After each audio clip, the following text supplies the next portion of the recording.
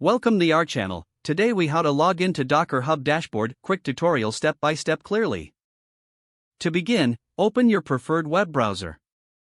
Type hub.docker.com in the address bar and press enter. You will arrive at the Docker Hub homepage. In the top right corner, locate and click on the Sign In button.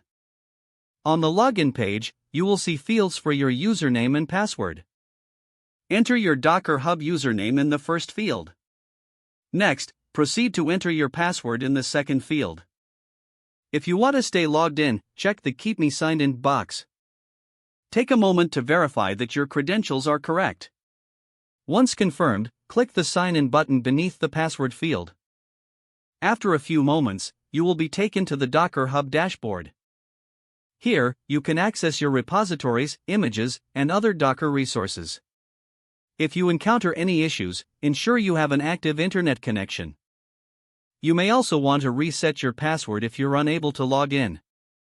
To do so, click on the Forgot Password link below the login fields. Follow the prompts to reset your password via email. Now, you are successfully logged into the Docker Hub dashboard. Explore the various features available to manage your container images. If the page does not load, refresh the browser or try again in a private or incognito window. Make sure you are using the correct email address, then retype it carefully to avoid small typos. If your password is not accepted, use the reset option and create a new strong password you can remember. Check your spam folder for verification or security emails, then complete any requested confirmation steps. Enable two-factor authentication if available to improve account security and reduce unauthorized access risk. After signing in, review your profile details so your contact information and settings are accurate and current.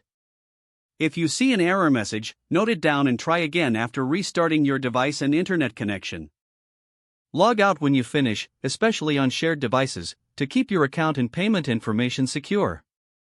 If the page does not load, refresh the browser or try again in a private or incognito window.